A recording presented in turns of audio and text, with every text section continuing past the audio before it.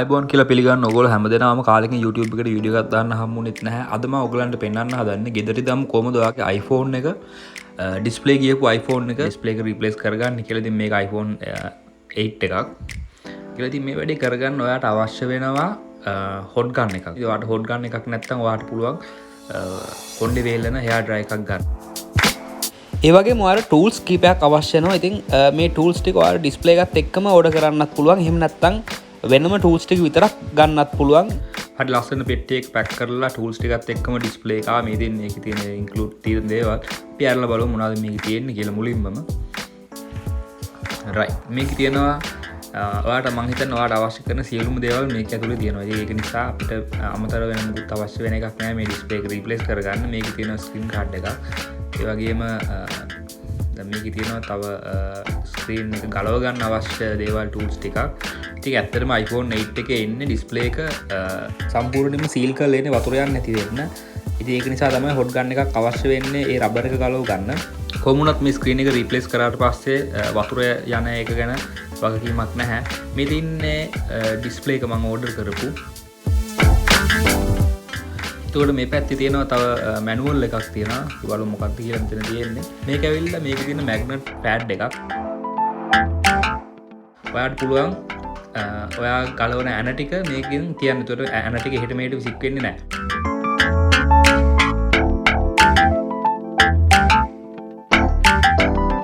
එහෙමනම් අපි ඩිස්ප්ලේ එක මාරු කරගන්න මුලින්ම මේ ඇන දෙක ගලව ගමු. මේ විදිහට මේ ඇන දෙක ගලව ගන්න. මම මේ විදිහට ඇන ටික මැග්නට් පෑඩ් එකට තියාගන්නම්. අපි දැන් මුලින්ම කරන්න ඕනේ මේක රත් කරන්න ඕනේ. ඔයාගාව hot gun එකක් තියෙනවා නම් පුළුවන් ඔයාට ඒකෙන් රත් කරන්න. එහෙම නැත්නම් ඔයාගාව hair dryer එකක් තියෙනවා නම් ඔයාට පුළුවන් ඒකෙන් රත් කරන්න. ඉතින් මේක රත් කරද්දී විශේෂයෙන්ම සැලකිලිමත් වෙන්න ඕනේ ඩැමේජ් නොවන විදිහට මේක රත් කරගන්න. මොකද ඔයාට හැමතිස්සෙම බලන්න ඇඟිල්ල තියන්න පුළුවන් ගානට රත් කරගන්න. ඉතින් මේ විදිහට මුලින්ම මේ යටහරිය මේකෙන් රත් කරගන්න. ඊට පස්සේ මේ විදිහට වටේම රත් කරගන්න. හැමතිස්සෙම ඔයා සැලකිලිමත් වෙන්න එජ් එකට තියලා මේව වටේම රත් කරගන්න. ගොඩක් රත් කරන්න එපා. ඔයාට ඇඟිල්ල තියන්න පුළුවන් ගානට හැමතිස්සෙම රත් කරගන්න. ඇතුලේ කිසිම දෙයකට ඩැමේජ් නොවන විදිහට. රයිට් මේ විදිහට ඔයා රත් කරගත්තට පස්සේ ඔයාට පුළුවන් try කරලා බලන්න මේක උස්සලා හිමීට මේ විදිහට අලව ගන්න බැරි තරමටම ඩිස්ප්ලේ එක ක්‍රැක් වෙලා නම් ඔයාට තියෙන සෙලෝ ටේප් එකක් ගහන්න මේක අලවන්න පුළුවන් විදිහට. ඊට පස්සේ හිමීට මේක දාලා හිමීට මේක උස්සලා බලන්න ඉස්සෙනවද කියලා. ඔයා සාමාන්‍ය අවශ්‍ය පරිදි රත් කරගත්තාම මේක හිමීට මේ වගේ උස්ස ගන්න පුළුවන්. මේක චුට්ටක් මේ වගේ උස්ස ගත්තට පස්සේ ඔයාට තියෙන්නේ වටේම මේ රබර් රීල් එක ගලවගෙන යන එක. ඒක කරන්න මම මේ පුංචි ටූල් එක පාවිච්චි කරනවා. මේක ඇතුළට දාලා ඔයාට පුළුවන් වටේම සීල් එක ගලව ගන්න.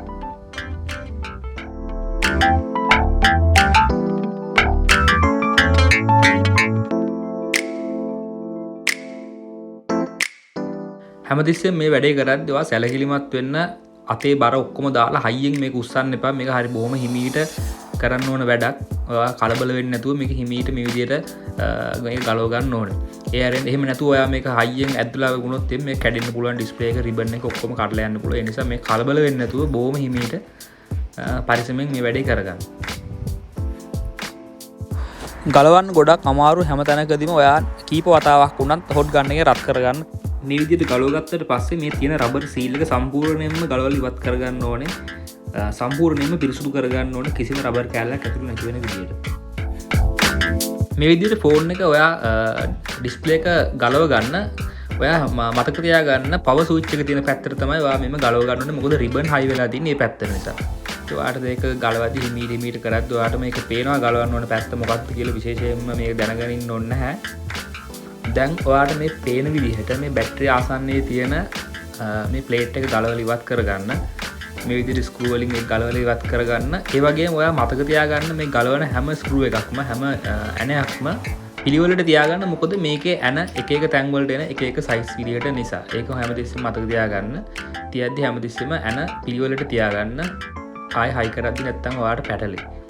ඊට පස්සේ කරන්නේ මේ ඇන ටික මේ විදිහට සීරුවෙන් ගලවගෙන ඉවරුණාට පස්සේ ඔයා මේකේ මුලින්ම බැටරි කනෙක්ෂන් එක ඩිස්කනෙක්ට් කරන්න ඕනේ. අපි මුලින්ම මේ විදිහට බැටරියේ රිබන් එක ඩිස්කනෙක්ට් කරගමු. මේ විදිහට බැටරි රිබන් එක ඩිස්කනෙක්ට් කරගත්තට පස්සේ අනිත් රිබන් දෙකත් අපිට පුළුවන් ඩිස්කනෙක්ට් කරගන්න මේ විදිහට. ඒ වගේම තව දෙයක් කියන්න ඕනේ මෙම රිබන් ඩිස්කනෙක්ට් කරද්දි ඒකත් ඔයාගේ අතේ ශක්තිය ඔක්කොම දාලා මේ වැඩේ කරන්න එපා. හරි හිමීට සැහැල්ලුවෙන් හිමීට මේ ටූල් එක දාලා හිමීට චුට්ටක් කරකවලා බලන්න නිකම්ම ගැලවිලා එනවා. දැන් අපි මේ විදිහට උඩ තියෙන රිබන් එකත් ගලව ගමු. ඉයර්පීස් එක ගාව තියෙන රිබන් එක මේ හැම එකක්ම ගලවද්දි මතක තියාගන්න ඇන පිළිවෙලට තියාගන්න. නැත්නම් ඔයාට හයි කරද්දි ආයෙසරයක් ඇන එහෙට මෙහෙට වෙලා පැටලවිල්ලක් වෙන්න පුළුවන්. නමුත් ඔයා හොඳට බැලුවොත් එහෙම ඇන ඔයාට පැටලවුණත් කලබල වෙන්න දෙයක් නැහැ. හොඳට බැලුවොත් ඔයාට පේනවා මෙතනද යන්නේ මේ ඇණයක. ඉතින් ඔයාට ඒක නිසා ලොකු ගැටලුවක් වෙන්නේ නැහැ. කෝකටත් හොඳයි ඔයා ඇන ටික පිළිවෙලට තියාගන්න එක.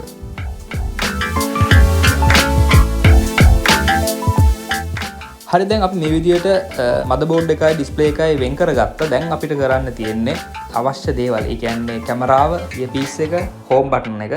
ඒවා ටික දැන් ගලවලා අපි අලුත් ඩිස්ප්ලේ එකට හයි කරගන්න ඕනේ. දැන් අපි බලමු මේ වැඩේ කොහොමද කරගන්නේ කියලා. ඉතින් මේක ගොඩක් අවධානයෙන් කරන්න ඕන වැඩක්. අවධානයෙන් සැහැල්ලුවෙන් හිමීට කලබල නැතුව කරගන්න ඕන වැඩක්. අපි බලමු දැන් මේ වැඩේ කරගන්න විදිය. ඒ වගේම හොඳට පිරිසුදු කරගන්න පරණ ඩිස්ප්ලේ එක අලවලා තිබ්බ රබර් කෑලි එහෙම තැන් වල තියෙන්න පුළුවන්. ඉතින් මේ විදියට සම්පූර්ණ වටේම හොඳට පිරිසුදු කරගන්න අලුත් ඩිස්ප්ලේ එකට හොඳට මේ විදියට සුද්ධ කරගත්තට පස්සේ දැන් අපි මාරු කරමු මුලින්ම ඉයර්පීස් එක, කැමරාව සහ එතන තියෙන සෙන්සර් ටික ඒ රිබන් එකම සම්පූර්ණයෙන් ගලවලා අපි මාරු කරගමු මුලින්ම ඒක. ඒ වගේම අලුත් ඩිස්ප්ලේ එකේ තියෙන මෙන්න මේ ස්ටිකර්ස් ටිකත් ගලවලා අයින් කරගන්න. නැත්නම් ඩිස්ප්ලේ එක හයි කරාට පස්සේ පැච් වගේ වෙන්න පුළුවන්. ඒ නිසා මේ ඩිස්ප්ලේ එකේ තියෙන ස්ටිකර්ස් ඔක්කොම ගලවලා අයින් කරගන්න. ඒ වගේම 100%ක්ම ගැරන්ටි කරන්න බැරුණත් ඔයාට ඕන නම් වෝටර්ප්‍රූෆ් රබර් සීල් එකක් ආයෙසරයක් දාගන්න උනත් පුළුවන්.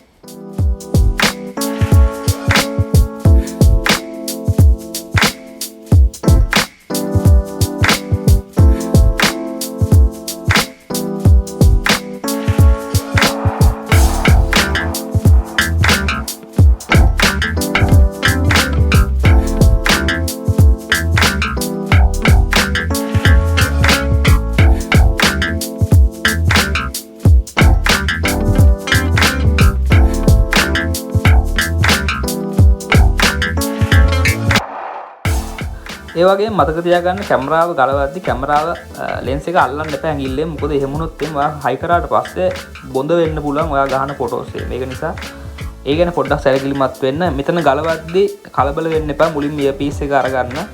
ඉයර්පීස් එක අරවල පැත්තකින් තියලා මේ විදිහට ඉයර්පීස් එකේ ඇන දෙක ගලව ගන්න. ඇන දෙක ගලවගෙන ඉයර්පීස් එක පැත්තකින් තියන්න. ඊට පස්සේ හිමීට රබර් රිබන් එක ගලව ගන්න පුළුවන්.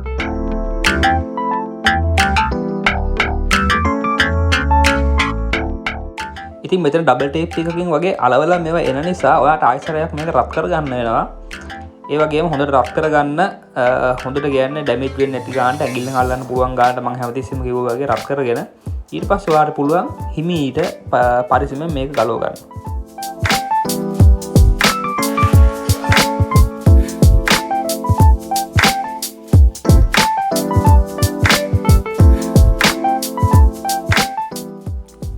මේ ටූල් එක චුට්ටක් ඇතුල් කරලා හිමීට කරක ඇතුළට ඔයාලට යන්න පුළුවන්. ඒ නිසා එකපාරටම මේක කරන්න ඇතුළටම ටූල් එක දාලා එකපාරට උස්සන්න එපා. හිමීට ඇතුළට දාලා චුට්ට හොල්ල ඉස්සරහට යන්න ඕනේ. මේ විදිහට මෙතන තියෙනවා චූටි සෙන්සර් දෙකක්, පොඩි කොටු දෙකක්. ඒ සෙන්සර් දෙක හිමීට මේ විදිහට ගලව ගන්න.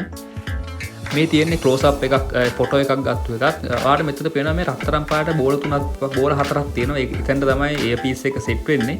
අන්න එතනත් හිමීට පරිස්සමෙන් ගලව ගන්න ඕනේ. මේ විදිහට ටූල් එක දාලා හිමීට උස්සන්න එතනත්. මේ කිසිම දෙයක් අමාරු නැහැ. ඇත්තටම හරිම ලේසි. නමුත් මෙතන තියෙන එකම දේ තමයි ඔයා බොහොම හිමීට මේ වැඩේ කරන්න ඕනේ. කලබල වෙන්නේ නැතුව. ඊට පස්සේ ඔයාලට පුළුවන් මේ වගේ රිබන් එක ගලවලා ගන්න. ඊට පස්සේ අපිට තියෙන්නේ මේ රිබන් එක අරන් අපි අලුත් ඩිස්ප්ලේ එකට හයි කරගන්න. ඉතින් ඒ වගේම මම ඉස්සෙල්ලා කිව්වා වගේ කීප සැරයක්ම රත් කර මේ වැඩේ කරන්න පුළුවන්. කිසිම ගැටලුවක් නැහැ. මොකද එකපාර අදින්න එපා. මෙතන මේ ඡායාරූපය ඔයාලට පේන්නේ අලුත් ඩිස්ප්ලේ එකේ අලුත් ඩිස්ප්ලේ එකට මේ සෙන්සර් එක හයි කරගන්න ඕන විදිහ. ඒ එන තැන් ඉතින් අපි මේ වගේ මෙතන සීල් කරලා ඉන්න ස්ටිකර් එක ගලව ගමු. ඔයා මෙතන ක්ලෝස් අප් එකක් තමයි මේ ෆොටෝ එකෙන් දැක්කේ.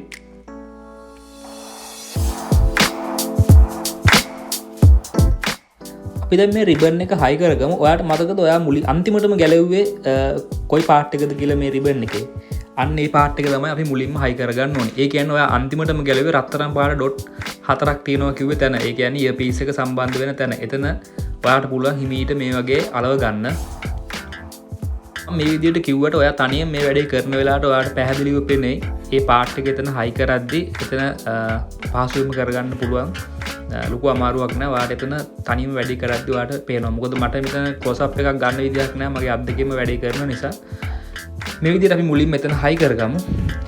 ඒ වගේ එතන හයි කරගත්තට පස්සේ අපි ඊට පස්සේ හයි කරගන්න ඕනේ අපේ සෙන්සර් එක.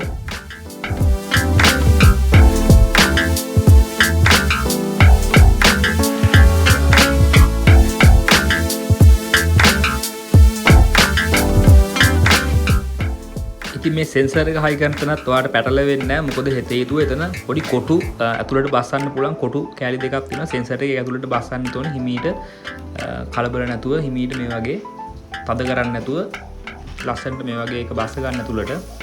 ඊට පස්සේ ඒක බස්සගෙන ඉන්න ගමන් ඔයාලට පුළුවන් ඉයර් පීස් එක තියාගන්න. ඊට මේට හෙල්ලෙන්නේ නැති වෙන විදියට.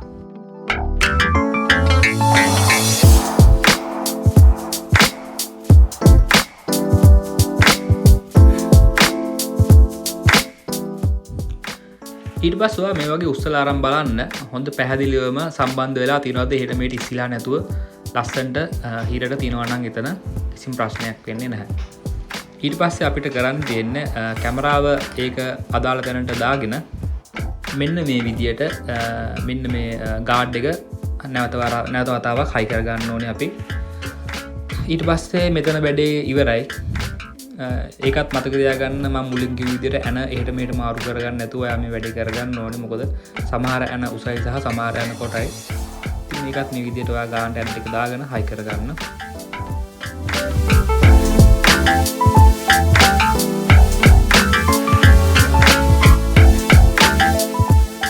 ඒ වගේම මතක තියාගන්න මේ ඇන තද කරද්දී අතේ හයියෙන් දාලා තද කරන්න එපා. ඇනේ නවතින තැන තද කරලා නවතින තැනින් එහාට මේ ඇන තද කරන්න යන්න එපා.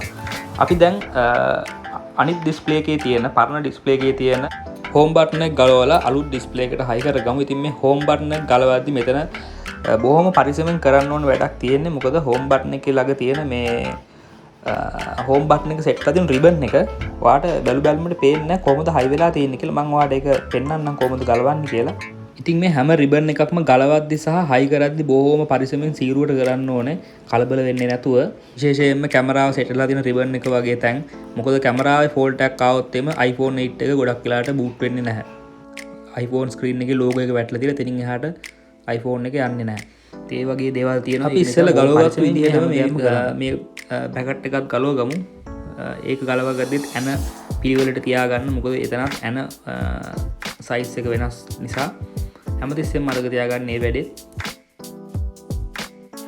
ඔයා මෙච්චර වෙලා ගලවපු රිබන් වගේ නෙමෙයි මේ රිබන් එක.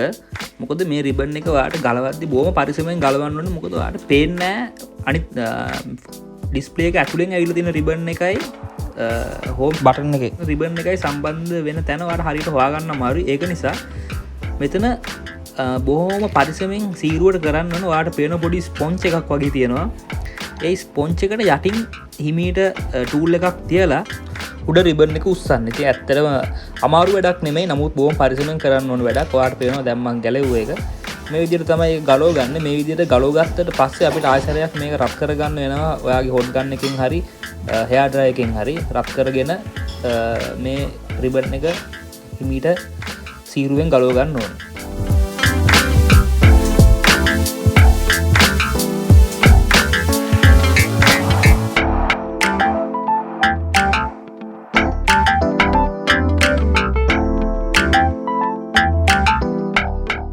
මේ විදිහට පරිස්සමට හෝම් බටන් එක ගලව ගන්න. එතකොට ඔයාලට පේනවා රිබන් එකේ ගම් වගේ තියෙනවා. හෝම් බටන් එක මේ විදිහට එළියට තල්ලු කරලා තමයි ඔයා ගන්න ඕනේ. ඊට පස්සේ මේක ගලවගෙන අලුත් ඩිස්ප්ලේ එකට මේක අපි හයි කරගමු. එහෙම හයි කරගද්දිත් ඔයා එළිය පැත්තෙන් ඇතුළට දාන්න ඩිස්ප්ලේ එක. ඒ වගේම මතක තියාගන්න රිබන් එක මොන පැත්තට දෙන්න ඕනි කියලා හෝම් බටන් එක දාන්න කලින් බලන්න. නැත්නම් ඔයාට වැරදුනොත් එම රිබන් එකෙන් ඊට මෙහාට අල්ලලා කරකවන්න එපා. එහෙම වුණොත් රිබන් එක කැඩෙන්න පුළුවන්. නිකන් හරි වැරදුනොත් ආයසරයක් එළියට අරගෙන අමුතුවෙන්ම ඇතුළට දාන්න. අපි ඊට පස්සේ රිබන් එක හරියට ප්ලේස් කරගමු. මේ ගම් එක නිසා මේක ඇලවෙනවා. ප්ලේස් කරගෙන හිමීට පරිස්සමෙන් ඩිස්ප්ලේ එක ඇතුලෙන් එන රිබන් එකට ඔයාගේ හෝම් බටන් එකේ තියෙන රිබන් එක මේ විදිහට හයි කරගමු. දැන් ඔයාලට පේන්නේ නැති මම මේ රිබන් එක හයි කරගන්න යන්නේ ඩිස්ප්ලේ එක යටින් ආපු රිබන් එක උස්සලා ඒක යටින් තමයි හෝම් බටන් එකේ රිබන් එක දාගත්තේ. ඊට පස්සේ තමයි මම මේ විදිහට මේක සෙට් කරගන්න හදන්නේ.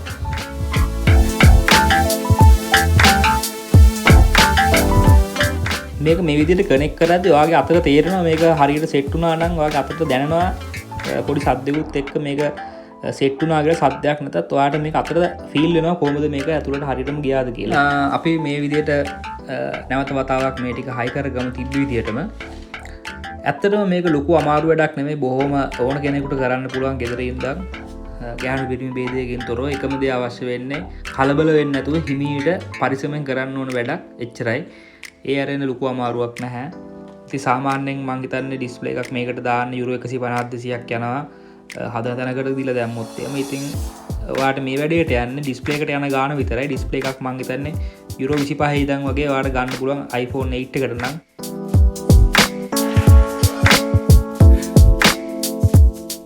හරි දැන් මේ වෙනකොට අපි මේක හයි කරගෙන ඉවරයි ඩිස්ප්ලේ එකට අවශ්‍ය සියලුම දේවල්. දැන් තියෙන ඩිස්ප්ලේ එක මදර්බෝඩ් එකට හයි කරන්න.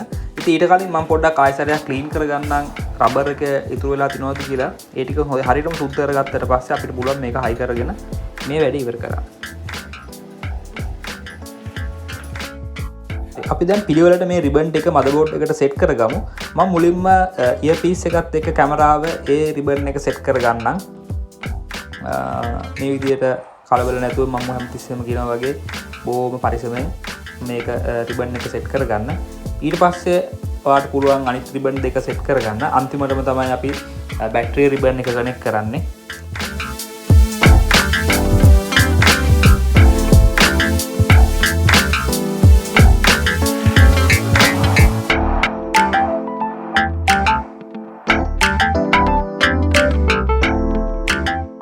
මෙතන රිබන් එක කනෙක්ට් කරද්දී ඔයාලට පේනවා ඒ රිබන් දෙක සයිස් දෙකකට තියෙන්නේ.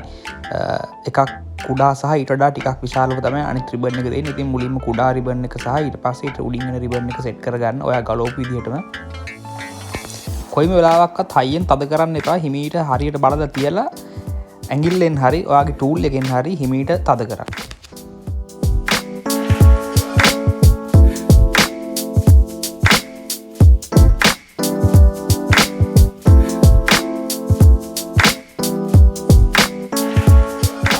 දැන් අපි මේ වෙනකොට ඔක්කොම රිබන් ටික හයි කරගෙන ඉවරයි.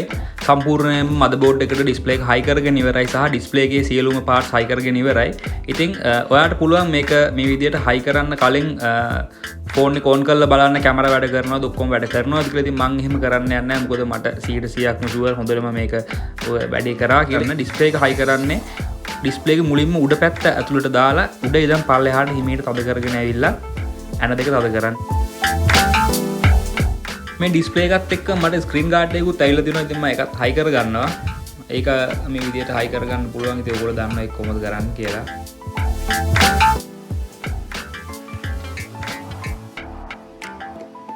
ඇත්තටම මේ iPhone එක ඩිස්ප්ලේ එක ගියාට පස්සේ ඔයා දන්නවා කීබෝඩ් එකේ බටන් ගොඩක් පාරක් තිබුණාට පස්සේ iPhone එක disable වෙනවා. ඉතින් මේ iPhone එකත් ඒ වගේ disable වෙලා තියෙන්නේ. මේක iTunes වලට දාලා මේක නැවත වතාවක් update and restore කරන්න ඕනේ. ඉතින් ඒක වෙනම වැඩක්. ඩිස්ප්ලේ එක දාන වැඩේ මෙච්චරයි. ඉතින් මට කියන්න ඕනුනේ ඔයගලන්ටත් පුළුවන් මේ ගෙදර ඉඳන්ම කරගන්න සහ මම ගොඩක් කාලෙකින් වීඩියෝ එකක් දාන්න වෙලාවක් හම්බුනෙත් නැහැ. ඉතින් මං හිතනවා මේක නොදන්න කෙනෙකුට යම්කිසි වැදගත්කමක් තියෙයි කියලා. ඉතින් නැවත වතාවක් අපි මේ වගේ වීඩියෝ එකකින් හෝ වෙනත් විදිහේ වීඩියෝ එකකින් හම්බෙමු. තාමත් මගේ channel එක subscribe කරලා නැත්නම් subscribe කරන්න.